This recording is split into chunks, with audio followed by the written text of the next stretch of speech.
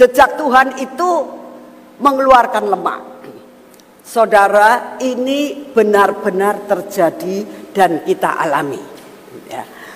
Beberapa waktu yang lalu, ya, bahwa Tuhan itu menyediakan perkara yang ajaib di taman, saudara. Ya.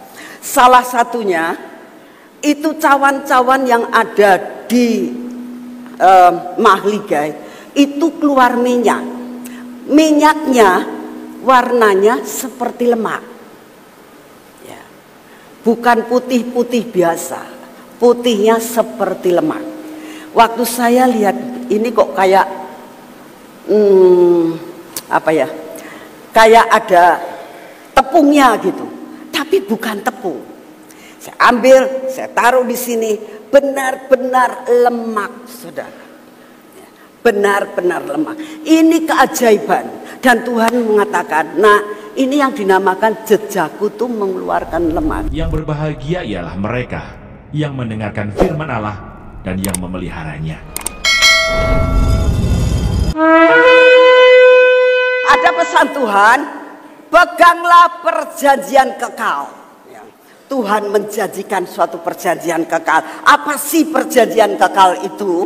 Perjanjian kekal adalah perjanjian antara Allah dengan Abraham pada waktu itu.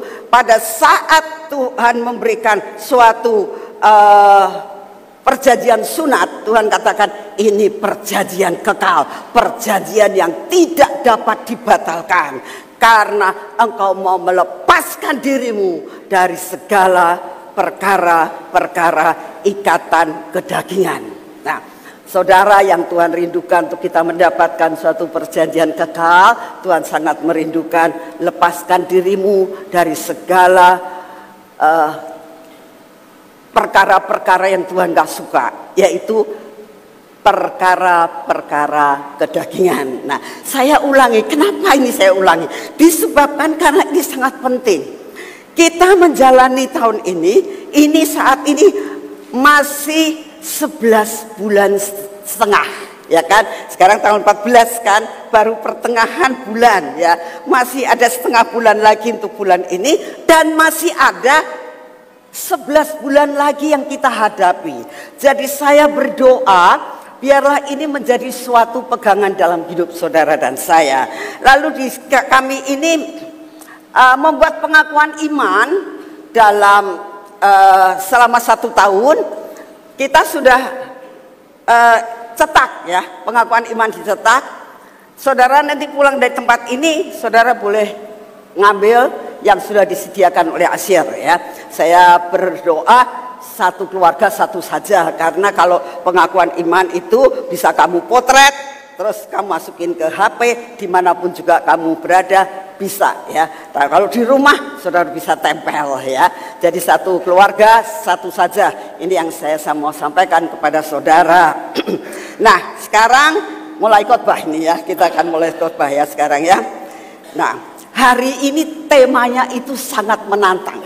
Ya. Kenapa dikatakan sangat menantang? Karena dikatakan tahun sukacita, the years of joy. Ya. Joy itu bukan sekedar suka, ya.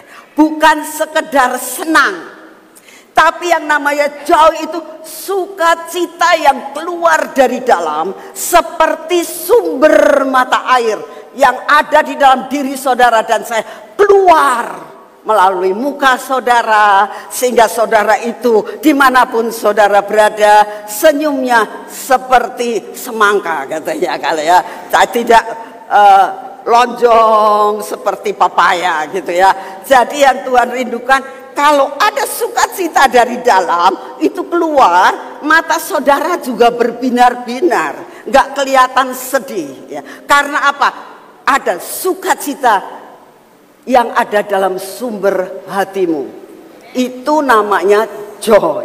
Nah, lalu dikatakan Tuhan juga menjanjikan suatu great harvest, suatu penuaian besar-besaran. Nah, saudara, saat saya mendapatkan tema ini ya dalam pergumulan saya juga bingung, saudara. Kenapa saya bingung? Saya katakan, Tuhan, Ini rasanya apa yang engkau berikan tema ini bertentangan dengan keadaan sekarang. Ya. Saudara, kalau begitu saudara ini dari mulai bulan Desember sampai dengan Januari ini, saudara itu bukannya mendidengung-dengungkan tentang joy and great harvest, tapi apa yang saudara dengar? Berita-berita, saudara. Ya. Setiap hari saya mendengar itu, ada WA yang masuk, apa ceritanya? Ada gempa di Jepang, ada longsor di Batam. Nah, saya tuh mau tanya orang Batam ini banyak yang datang. Dengar gak sih katanya di Batam itu ada yang longsor gitu ya. Saya tidak tahu, tapi beritanya seperti itu. Ya. Banjir, ya. Gunung ini meletus, gunung ini meletus, gunung ini meletus. Beritanya itu semuanya seperti itu. Memang firman Tuhan katakan di dalam Yoel 2 dikatakan masa kegelapan, kelam kabut. Memang ya, lagi kita alami saat-saat ini. Bukan hanya sekedar bencana-bencana alam. Dalam keluarga kita juga seringkali mengalami yang dinamakan seperti itu ya. Tetapi saudara, kok Tuhan kasih tema seperti ini? Seolah-olah antagonis dengan kenyataan yang saudara dan saya lihat dan dengar saat ini. Tetapi saya ingin berbicara kepada saudara berdasarkan firman Tuhan. Semua yang ada di tempat ini maupun yang ada di luar yang saat ini sedang streaming ya, mungkin yang ada di luar negeri, yang di Australia, di ya pokoknya di mana-mana lah. Saya percaya saat ini kalian sedang mendengarkan khotbah ini. Saya yakin. Nah, saya mau katakan bersama-sama dengan saudara, yuk hari ini sepaham dengan saya. Ya. Apa artinya sepaham? Apa yang hari ini disampaikan, saya mau percaya. Ya. Saudara, apa sebabnya? Dasar apa saya berani mengatakan demikian? Saudara harus tahu, saudara dan saya begitu ditebus oleh darah Yesus, saudara dan saya hidup bukan karena kenyataan, tapi karena percaya. Benar? Benar? Saudara hidup karena percaya. Nah, itu namanya sepaham dengan saya ya. Yang kedua, ya, saya ajak hari ini yang ada di tempat ini, semua anak-anak semuanya dan yang streaming ya, mulai mengatakan dalam diri kita ya, aku hidup karena perjanjian. Amin. Aku bukan hidup karena kenyataan. Ya, ayo kita saat ini siapa yang sepaham dengan saya bangkit berdiri. Ayo kita bangkit berdiri, saudara. Yang sepaham dengan saya, ayo bangkit berdiri. Katakan bersama-sama dengan saya. Kata-katanya begini. Aku hidup karena percaya. Kurang keras. 2, 3. Sekali lagi, aku hidup karena percaya, bukan karena melihat.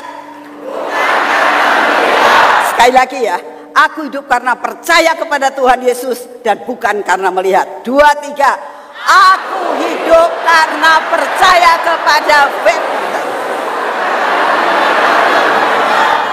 Beri kemuliaan buat Tuhan. Silakan duduk lagi, saudara. Ya, sebab kalau saudara tidak melakukan pengakuan iman ini, saudara pulang dari sini tidak mendapatkan berkat. Karena apa? Karena tidak percaya. Bangsa Israel melihat banyak mujizat, akhirnya nggak bisa masuk ke dalam tanah Kanaan. Karena apa?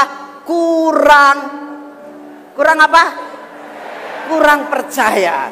Jadi kalau saudara itu dikasih firman hari ini, tapi nggak percaya, saudara nggak dapat apa-apa. Ya, sekali lagi, kita hidup karena firman Tuhan, bukan karena melihat. Kita hidup karena perjanjian, bukan karena kenyataan. Amin. Ini harus ada dalam hidup saudara. Hidup karena iman. Ya. Firman Tuhan katakan, kalau kamu punya iman sebesar biji sesawi. Saudara tahu nggak, biji sesawi itu kecil banget, hampir seperti jinten. Ya. Itu saja dikatakan kamu bisa memindahkan gunung. Ya, jadi iman itu yang membuat saudara percaya. Dengan percaya saudara akan mengalami perkara-perkara yang supranatural. Siapa yang mau mengalami supranatural? Ya, saudara mau kan mengalami supranatural? Dengarkan baik-baik apa janji Tuhan untuk saat ini. The years of joy and great harvest menjadi milik saudara dan saya. Amin. Ya. Kita teruskan sekarang ya. Lalu dikatakan di sini, apa artinya the years of joy? Itu adalah dikatakan tahun kemenangan, tahun sukacita, tahun kelimpahan. Ya. Semua orang kalau mendengar ini seneng kan? Yang pertama adalah dikatakan tahun kemenangan. Selalu hidup menang. Siapa sih yang nggak mau? Ya, bertengkar menang. Ya, buat anak-anak suami istri kalau bertengkar, ini kan tahun kemenangan, aku yang menang. Bukan begitu loh saudara. Ya, bukan masalah suami istri bertengkar siapa yang menang saya kalah. Tahun kemenangan artinya engkau dapat mengatasi segala sesuatu yang Tuhan izinkan terjadi dalam hidupmu. Itu namanya kemenangan. Ya. Lalu dikatakan kamu akan mengalami sukacita. Yang saya tadi katakan, sukacita yang bersumber dari dalam. Ya. Dan yang ketiga, saudara dan saya akan mengalami yang dinamakan kelimpahan. Kelimpahan itu luber ya. Kalau namanya kelimpahan itu luber, tidak sekedar pas, bahkan kurang. Luber sampai bisa menjadi berkat buat orang lain. Amin. Nah, ini yang dinamakan ada sukacita yang luar biasa, joy ini ya. Nah, sekarang kalau kita melihat akan segala sesuatu, tadi saya sudah katakan, hidup kita bukan karena melihat, tetapi hidup saudara dan saya hanya karena janji Tuhan. Amin. Ya. Janjinya apa untuk tahun ini? Mazmur 65 ayat 11 atau ayat yang ke-12. Saya minta kalian bangkit berdiri lagi, karena ini adalah janji Tuhan yang harus saudara percaya sekalipun belum melihat, ya, tapi percaya firman jadi daging. Amin. Saudara percaya firman jadi. Ya, yuk kita akan bersama-sama ya. Alamatnya dibaca dulu. Saudara kalau baca harus dengan percaya. Ini firman. Aku hidup karena firman, bukan karena kenyataan. Ya. 2, 3. Mazmur 65 ayat 11. Engkau memahkotai tahun dengan kebaikanmu, jajakmu mengekalkan. Sekali lagi, Mazmur 65 ayat 11. Engkau memahkotai tahun dengan kebaikanmu, jejakmu mengeluarkan lemak. Amin. Silakan duduk. Ya, saudara. Ini janjinya untuk tahun 2020. Ya, 2025 ya. Dikatakan Yesus Tuhan Bapa yang di surga memahkotai tahun dengan kebaikannya Tuhan. Nah, yang dinamakan tahun itu kan setahun.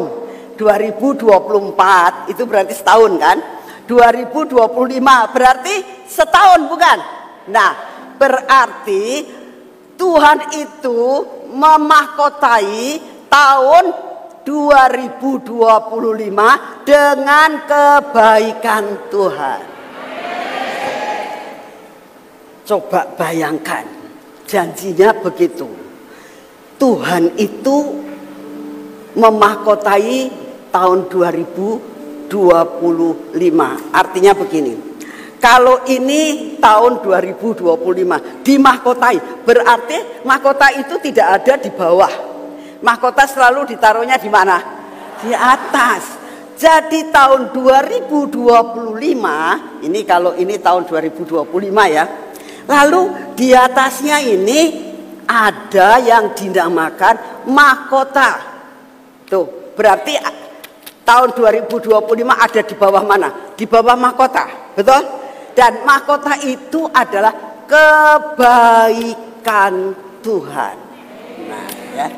Jelas ya, saya ingin mengajar saudara buat emak-emak yang tua maupun anak yang masih kecil supaya bisa nangkep ya.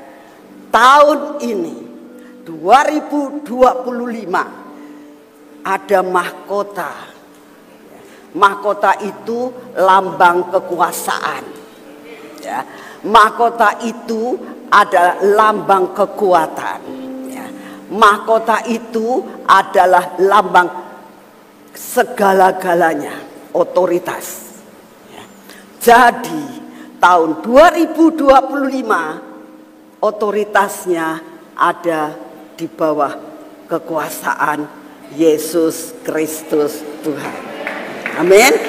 Yang kita kenal melalui firman-Nya. Ya. Kita nggak bisa ngelihat, ada yang bisa melihat Tuhan Yesus, tapi kan tidak semua. Tapi yang bisa kita pelajari, yang kita bisa pegang yaitu firman-Nya. Nah, firman-Nya mengatakan hidup kita ada di bawah kebaikan Tuhan. Ya, oke, udah ya, jelas ya. Nah, lalu dikatakan lagi, selain itu dikatakan begini.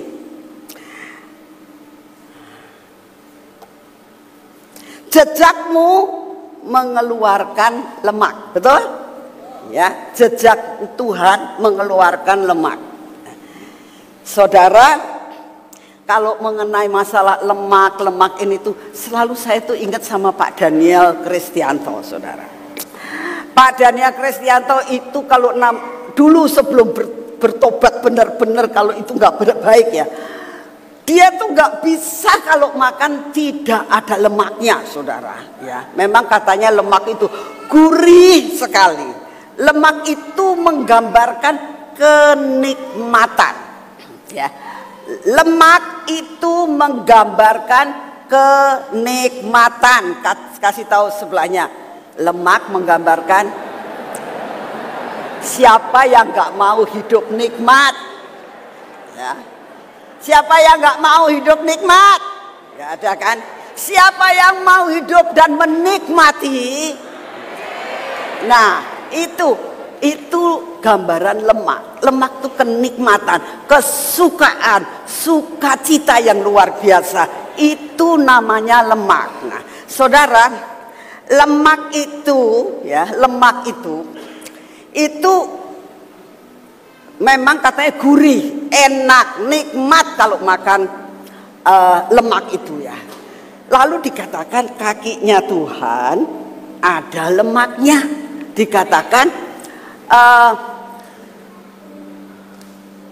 Dikatakan gimana ini tadi? Jejaknya Tuhan di sini. Ini ada lemaknya, jadi ditinggal, lemaknya ditinggal. Kalau saudara mengikuti jejaknya Tuhan, saudara berjalan dalam lemak nggak? Jejak Tuhan itu apa? Firman Tuhan. Kalau saudara mengikuti apa yang Tuhan perintahkan, jejak-jejaknya Tuhan, apa yang Tuhan lakukan di dalam dunia, apa yang Tuhan perintahkan, apa yang Tuhan kasih contoh buat hidup saudara, dan saudara mengikutinya, maka saudara hidup dalam kenikmatan. Ya, luar biasa kan sebenarnya? Ya. Jadi dikatakan ada joy, ya, ada kesukaan. Nah, lalu jadi kalau saudara dan saya percaya nih ya, tadi sudah katakan dengan mulut kita bahwa kita percaya, maka dikatakan begini. Tahun 2025 kita akan hidup dalam kebaikan Tuhan. Artinya gini, dalam masa-masa kesukaran, kan namanya Tuhan itu baik, tolong, tak pasti ditolong. Saat kita lemah, Tuhan angkat. Saat kita sakit, Tuhan sembuhkan. Karena Tuhan itu baik. Ya, itu yang terjadi dalam hidup saudara. Dan kalau kita mengikuti jejak Tuhan, ya, jalan Tuhan itu akan kita nikmati. Ya, dan kita akan menikmati arti yang sesungguhnya. Amin. Nah, sekarang yang kedua tentang great harvest. Apa yang dinamakan penuaian perjanjian, penuaian besar-besaran. Ya, saudara, apa yang dituai? Ya, jangan mikir kalau tuaian tuh aku nanti bakal sugih. Ya, puji Tuhan, pasti Tuhan kasih. Aku pasti utang pelunas. Aku pasti lemariku banyak emas. Mungkin pikirannya begitu ya. Nggak salah. Tetapi ya kita akan bahas apa sih Tuhan yang kau maksudkan dengan great harvest ini, apa sebetulnya? Nah, ini saudara, yang dinamakan great harvest itu terlihat dalam Wahyu 10 ayat 11. Coba ditayangkan Wahyu 10 ayat 11. Saya tidak ada di situ, tapi saya minta itu ditayangkan. Ya. Wahyu 10 ayat 11 ini sudah dikotbahkan pada Desember yang lalu atau mungkin November, saya lupa. Tapi Wahyu 10 ayat 11 dikatakan, sesudah ya, sangkakala ketujuh ditiup, ya, saudara yang tidak mendengar akan khotbah ini, lihat di YouTube. Ya, sangkakala ketujuh sudah ditiup. Nah, sesudah sangkakala ketujuh ditiup, itu bukan berarti terus terjadi pengangkatan. Belum, saudara. Masih ada yang dinamakan putaran kedua terakhir. Artinya kita akan pergi lagi menggenapkan amanat agung. Itu yang Tuhan mau. Ini putaran yang kedua terakhir. Kita harus pergi lagi. Karena firman Tuhan dalam Wahyu 10 ayat 11 ini sesudah sangkakala ketujuh ditiup. Tuhan katakan begini, maka ia berkata kepadaku, Tuhan bicara kepada Yohanes, murid yang paling dikasihi yang setia. Dikatakan gini, engkau harus bernubuat lagi. Apa artinya? Kita harus pergi ke bangsa-bangsa lagi. Kita harus memberitakan kabar kesukaan. Kepada siapa? Kepada banyak bangsa. Artinya kalau banyak bangsa itu tidak hanya bangsa Indonesia saja, bangsa-bangsa yang ada di luar negeri ya. Jadi ini waktunya tahun 2025 2026 kita pergi ke bangsa-bangsa karena ada tuaian besar terjadi. Apa yang kita lakukan? Doa, saudara. Saudara doa dan katakan, Tuhan, bangsa mana yang aku harus datangi, yang harus aku doakan. Ya. Suatu saat, pada saat saya ada di taman, dengan adanya yang kita dengar apa yang terjadi di Amerika, ya, saudara tahu Amerika itu sebenarnya adopsi daripada Sion. Ya. Negara yang dimana Tuhan itu bebankan untuk kita doakan. Ya.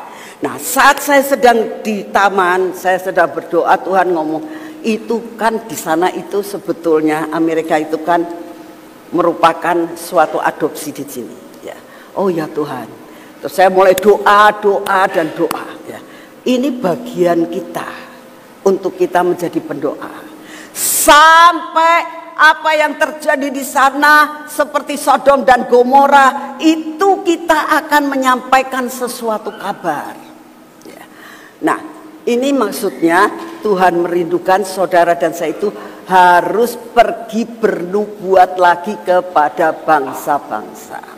Lalu dikatakan bukan hanya kepada bangsa-bangsa saja, banyak bangsa, bukan bangsa-bangsa, banyak bangsa, ya. Lalu yang kedua kepada kaum. Kaum itu orang yang dekat. Ya. Misal kaum itu seperti ras lah, ya. Jadi rasa kita ini orang apa? Orang Indonesia, ya. Berarti kita harus menjadi berkat lagi ke pulau-pulau di seluruh Indonesia. Tapi jangan sekali-kali ngomong begini, wah aku kalau disuruh ke bangsa-bangsa, pengen ke Amerika, pengen ke Eropa, pengen ke Australia, cari kehendak Tuhan maunya mana.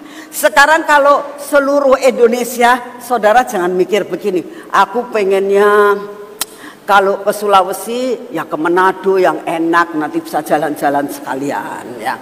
Aku maunya ke Makassar, nanti saya bisa begini. Aku maunya ke Gorontalo, nanti bisa begini. Saudara, jangan menentukan sendiri. Tanya Tuhan. Yang Tuhan rindukan sebenarnya adalah kamu harus menjadi berkat, bernubuat artinya menyampaikan pesan Tuhan kepada daerah-daerah yang tidak terjangkau di seluruh Indonesia.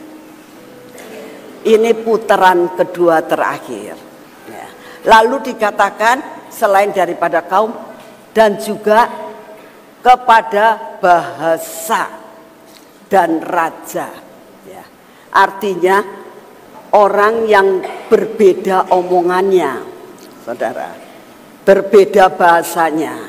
Kalau saudara pergi ke Batak, mungkin saudara akan diterjemahkan lagi dengan bahasa Batak. Saudara kalau ke tempat daerah di Sunda, saudara akan jadi berkat untuk orang yang suku Sunda gitu. Ya, artinya ke pelosok-pelosok. Dan dikatakan harus bernubuat juga kepada raja-raja. Apa artinya?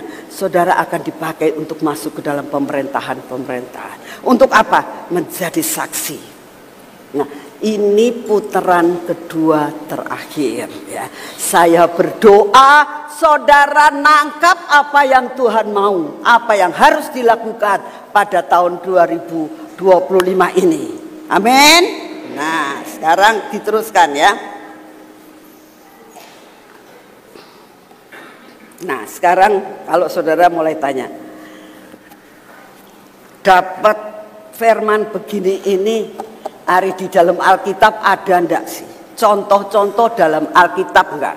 Di mana menghadapi segala sesuatu hatinya tetap penuh dengan joy dan terjadi lawatan besar-besaran. Ada enggak? Ada. Hari ini kita akan belajar apa yang dialami oleh seorang sesosok daripada anak Tuhan yang salah satu, bukan semuanya, salah satu dia yang bisa menginjakkan kakinya masuk ke dalam Great Harvest. di mana dia boleh menginjakkan kakinya dalam perjanjiannya, yaitu dia boleh masuk ke tanah susu dan madu. Nah, saudara, sebelum itu saya ingin sampaikan bahwa dikatakan jejak Tuhan itu mengeluarkan lemak. Saudara, ini benar-benar terjadi dan kita alami. Ya. Beberapa waktu yang lalu, ya, bahwa Tuhan itu menyediakan perkara yang ajaib di taman, saudara. Ya. Salah satunya itu cawan-cawan yang ada di Mahligai itu keluar minyak. Minyaknya warnanya seperti lemak. Ya. Bukan putih-putih biasa, putihnya seperti lemak. Waktu saya lihat ini kok kayak kayak ada tepungnya gitu, tapi bukan tepung. Saya ambil, saya taruh di sini, benar-benar lemak, saudara. Benar-benar lemak. Ini keajaiban. Dan Tuhan mengatakan, nah ini yang dinamakan jejakku tuh mengeluarkan lemak. Lemak aku berikan, bagikan nanti. Nah, nanti sesudah ini semua kita akan melakukan tindakan profetik. Di dalam goodie bag saudara itu sudah ada lemak-lemak di dalam botol-botol kecil, ya. Kita bagikan semuanya. Kamu pulang, sebelumnya kamu sudah nikmati. Aduh, Tuhan, secara profetik aku sudah menikmati lemak dari kakimu. Dan lambang kita masuk ke dalam tanah perjanjian. Amin. Nah, kita teruskan, kita kembali kepada apa yang kita bicarakan tadi. Siapa itu yang bisa menginjakkan kaki? Satu di antara dua, ya. Dua yang bisa masuk, tapi salah satunya yaitu Kaleb bin Yefuneh. Ya. Kita akan bicara tentang Kaleb. Kenapa? Rahasianya di mana Kaleb itu kok sampai bisa masuk ke tanah Kanaan. Dan pada saat saya menyelidiki, sebetulnya Kaleb itu bukan orang Yehuda. Bukan keturunan Yehuda. Bukan keturunan dari keturunan Yakub. Bukan, saudara. Tapi kenapa dia bisa masuk? Ya. Saudara dan saya ini kalau dilihat dan dinilai gak bisa masuk di dalam rencana Tuhan. Tetapi anugerah Tuhan yang luar biasa, saudara dan saya bisa menikmati. Itu anugerah yang luar biasa hanya karena Yesus Kristus Tuhan. Ya. Nah, kita akan lihat arti daripada Kaleb itu bahasa Ibraninya adalah anjing. Ya. Dan kita tahu anjing itu mempunyai suatu sifat kesetiaan atau ketaatan. Nah, salah satu daripada kenapa Kaleb sekalipun dia bukan orang keturunan Yehuda, tetapi dia bisa menginjakkan kakinya di Kanaan karena salah satunya dia punya jiwa yang lain, dia punya kesetiaan yang sangat-sangat luar biasa. Itu saudara, salah satunya. Nah, sekarang kita akan lihat ya, siapa sih sebenarnya Kaleb itu. Dikatakan begini. Kaleb itu dikatakan bahwa dia bukan keturunan suku Yehuda asli. Dia dikatakan Kaleb bin Yefuneh, orang Kenas. Tidak dikatakan dia keturunan Yehuda. Kenapa? Pada waktu bangsa Israel mau mengintai tanah Kanaan, dia kepilih untuk mewakili suku Yehuda. Sedangkan dia bukan keturunan dari Yehuda yang sebenarnya. Ya, dikatakan bahwa Kaleb bin Yefuneh namanya, dia itu anaknya Yefuneh, dan dia itu orang Kenas. Ya, Dan saya nyelidiki itu ada keturunan Esaunya. Ya kita tahu Esau anaknya Ishak, Ishak anaknya Abraham. Jadi kalau diturun-turunkan ya memang masih keturunan daripada Abraham yang mendapatkan janji. Tapi yang sebenarnya yang sangat-sangat luar biasa itu kan dari Yakub. Tapi sekalipun dia dari Esau, ingat firman Tuhan. Pada waktu, ya saya ingatkan lagi, pada waktu Ishak itu memberkati Esau, ya, dikatakan, Bapak, apa cuma itu saja berkatmu? Aku minta diberkati. Masa hanya itu yang untuk adikku? Aku dapat apa? Dan dikatakan dalam Alkitab, Esau menangis meraung-raung. Saudara bayangkan kalau orang nangis sampai meraung-raung itu kayak apa? Sesek di dada. Ya. Dia sungguh-sungguh katakan, aku udah minta berkat Bapak, aku minta berkat. Ya. Lalu Ishak mengatakan, kalau engkau setia, ya, maka engkau akan dapat melepaskan kukmu dan berkat itu akan kau terima. Ya. Dan keturunannya dia bisa melepaskan akan kutuk atau kuk yang ada dalam dirinya. Salah satunya Kaleb. Oleh karena itu Kaleb bisa mempunyai hak untuk mendapatkan akan tanah Kanaan. Saudara, apapun yang terjadi dalam hidupmu, mungkin kamu keturunan orang yang gak benar, kamu keturunan ini dosanya banyak hal yang kamu lakukan, wis rasanya gak masuk hitungan. Percaya saja dengan kesetiaanmu kepada Tuhan, ya, Tuhan katakan kukmu akan terlepas dan engkau akan menikmati susu dan madu. Ya. Ini salah satunya, contohnya adalah Kaleb. Ya. Dia akhirnya menjadi salah satu yang bisa menikmati susu dan madu sekalipun bukan keturunan Yehuda.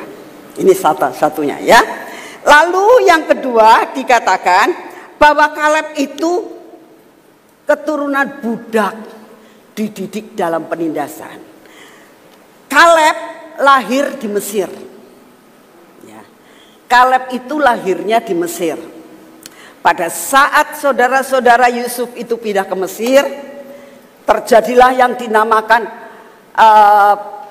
pernikahan campur mana-mana termasuk ini keturunan daripada Yefune ini campur kemana-mana sampai akhirnya nempel-nempel kepada keturunan Yehuda. Ya. Jadi akhirnya bisa dianggap sebagai keturunan Yehuda. Nah, dia adalah dilahirkan di Mesir. Dan saat itu masuk dalam perbudakan. Ya. Karena perbudakannya itu beratus-ratus tahun. Ya. Dididik dalam penindasan. Sebetulnya ya saudara, kalau orang dididik dalam perbudakan itu ada pemberontakan sebetulnya. Kenapa bangsa Israel itu selalu berontak? Karena dia dididiknya dulunya begitu, budak. Ketekan, biasanya kalau ketekan ya berontak. Ya. Tetapi beda dengan yang dinamakan Kaleb. Sekalipun dia itu keturunan budak, sekalipun dalam pendidikannya yang ditindas sedemikian rupa, dikatakan dia tetap menjadi orang yang berbeda. Saya berdoa, saudara, ini terjadi dalam hidup saudara dan saya. Pada masa-masa tahun 2025 mungkin kita ngalami hal yang gak enak. Ya. Ingat, jangan berontak sama Tuhan. Ya. Jangan seperti bangsa Israel. Jangan gerutu terus. Ya. Jangan dikit-dikit marah. Gak boleh. Ya. Tahun 2025 kita harus tahu. Kita harus punya sifat yang berbeda, ya. ya. Kita melihat akan apa yang dialami oleh Kaleb, ya. Dikatakan seperti ini di dalam Bilangan 23 ayat 20. Kemudian Kaleb mencoba menenteramkan hati bangsa itu. Ya.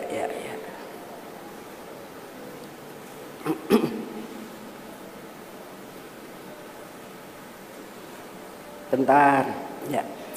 Kemudian Kaleb mencoba menenteramkan hati bangsa itu di hadapan Musa, katanya.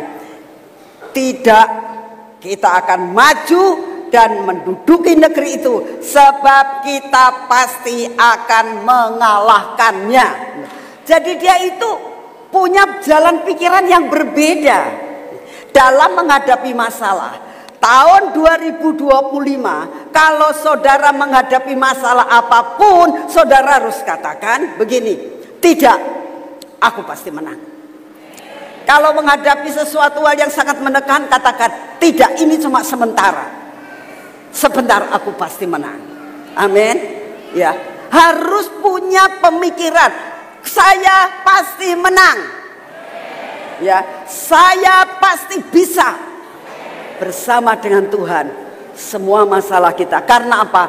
Hidupku ada dalam kebaikan Tuhan. Kitab Amsal pasal 1. Tujuan Amsal ini, Amsal Salomo bin Daud, Raja Israel, untuk mengetahui hikmat dan didikan, untuk mengerti kata-kata yang bermakna, untuk menerima didikan yang menjadikan pandai, serta kebenaran, keadilan, dan kejujuran, untuk memberikan kecerdasan kepada orang yang tak berpengalaman, dan pengetahuan serta kebijaksanaan kepada orang muda. Baiklah orang bijak mendengar dan menambah ilmu, dan baiklah orang yang berpengertian memperoleh bahan pertimbangan, untuk mengerti amsal dan ibarat, perkataan dan teka-teki orang bijak. Takut akan Tuhan adalah permulaan pengetahuan, tetapi orang bodoh menghina hikmat dan didikan. Nasihat dan peringatan.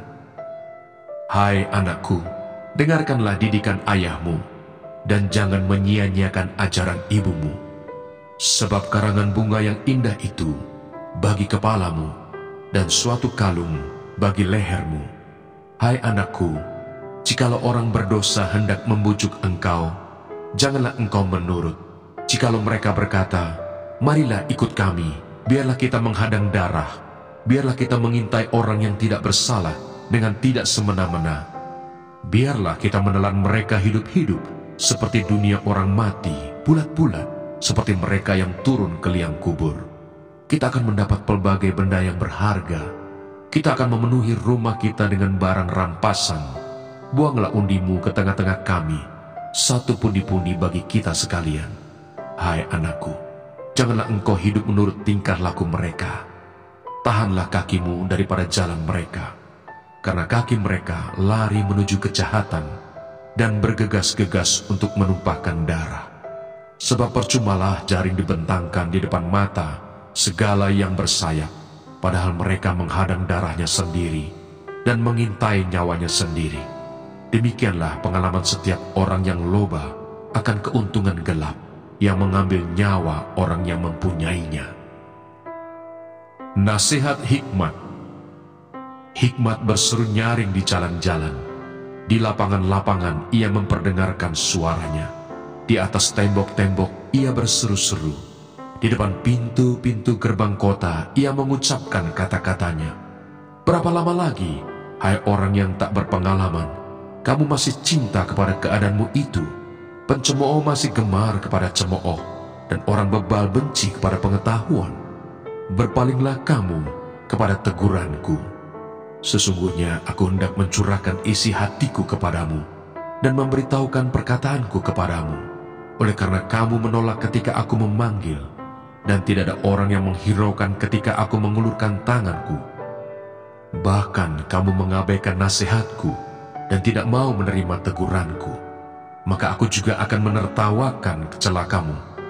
Aku akan berolok-olok apabila kedahsyatan datang ke atasmu, apabila kedahsyatan datang ke atasmu seperti badai, dan celaka melanda kamu seperti angin puyuh, apabila kesukaran dan kecemasan datang menimpa kamu. Pada waktu itu mereka akan berseru kepadaku, tetapi tidak akan kujawab. Mereka akan bertekun mencari aku, tetapi tidak akan menemukan aku, oleh karena mereka benci kepada pengetahuan dan tidak memilih takut akan Tuhan, tidak mau menerima nasihatku, tetapi menolak segala teguranku. Maka mereka akan memakan buah perbuatan mereka dan menjadi kenyang oleh rencana mereka. Sebab orang yang tak berpengalaman akan dibunuh oleh keengganannya, dan orang bebal akan dibinasakan oleh kelalaiannya. Tetapi siapa mendengarkan aku, ia akan tinggal dengan aman, terlindung daripada kedahsyatan malapetaka. Amsal pasal 2. Faedah daripada menuntut hikmat. Hai anakku, jikalau engkau menerima perkataanku dan menyimpan perintahku di dalam hatimu, sehingga telingamu memperhatikan hikmat, dan engkau mencenderungkan hatimu kepada kepandaian, ya, jikalau engkau berseru kepada pengertian, dan menunjukkan suaramu kepada kepandaian, jikalau engkau mencarinya seperti mencari perak, dan mengejarnya seperti mengejar harta terpendam, maka engkau akan memperoleh pengertian tentang takut akan Tuhan dan mendapat pengenalan akan Allah. Karena Tuhanlah yang memberikan hikmat, dari mulutnya datang pengetahuan dan kepandaian. Ia menyediakan pertolongan bagi orang yang jujur, menjadi perisai bagi orang yang tidak bercela lakunya, sambil menjaga jalan keadilan dan memelihara jalan orang-orangnya yang setia. Maka engkau akan mengerti tentang kebenaran, keadilan, dan kejujuran, bahkan setiap jalan yang baik. Karena hikmat akan masuk ke dalam hatimu, dan pengetahuan akan menyenangkan jiwamu. Kebijaksanaan akan memelihara engkau, kepandaian akan menjaga engkau, supaya engkau terlepas dari jalan yang jahat, dari orang yang mengucapkan tipu muslihat, dari mereka yang meninggalkan jalan yang lurus dan menempuh jalan yang gelap, yang bersukacita melakukan kejahatan, bersorak-sorak karena tipu muslihat yang jahat, yang berliku-liku jalannya dan yang sesat perilakunya, supaya engkau terlepas dari perempuan jalang, dari perempuan yang asing, yang licin perkataannya, yang meninggalkan teman hidup masa mudanya, dan melupakan perjanjian Allahnya. Sesungguhnya rumahnya hilang tenggelam ke dalam maut, jalannya menuju ke arwah-arwah. Segala orang yang datang kepadanya tidak balik kembali dan tidak mencapai jalan kehidupan. Sebab itu tempuhlah jalan orang baik dan peliharalah jalan-jalan orang benar. Karena orang jujurlah akan mendiami tanah, dan orang yang tak bercelalah yang akan tetap tinggal di situ.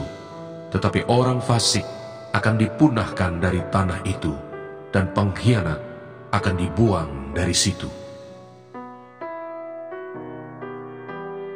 Amsal pasal 3. Berkat dari hikmat. Hai anakku, janganlah engkau melupakan ajaranku, dan biarlah hatimu memelihara perintahku, karena panjang umur dan lanjut usia serta sejahtera akan ditambahkannya kepadamu. Janganlah kiranya kasih dan setia meninggalkan engkau. Kalungkanlah itu pada lehermu, tuliskanlah itu pada loh hatimu, maka engkau akan mendapat kasih dan penghargaan dalam pandangan Allah serta manusia. Percayalah kepada Tuhan dengan segenap hatimu, dan janganlah bersandar kepada pengertianmu sendiri. Akuilah Dia dalam segala lakumu, maka Ia akan meluruskan jalanmu. Janganlah engkau menganggap dirimu sendiri bijak. Takutlah akan Tuhan dan jauhilah kejahatan. Itulah yang akan menyembuhkan tubuhmu dan menyegarkan tulang-tulangmu. Muliakanlah Tuhan dengan hartamu dan dengan hasil pertama dari segala penghasilanmu. Maka lumbung-lumbungmu akan diisi penuh sampai melimpah-limpah, dan bejana pemerahanmu akan meluap dengan air buah anggurnya. Hai anakku, janganlah engkau menolak didikan Tuhan, dan janganlah engkau bosan akan peringatannya, karena Tuhan memberi ajaran kepada yang dikasihinya, seperti seorang ayah kepada anak yang disayangi. Berbahagialah orang yang mendapat hikmat, orang yang memperoleh kepandaian, karena keuntungannya melebihi keuntungan perak, dan hasilnya melebihi emas. Ia lebih berharga daripada permata.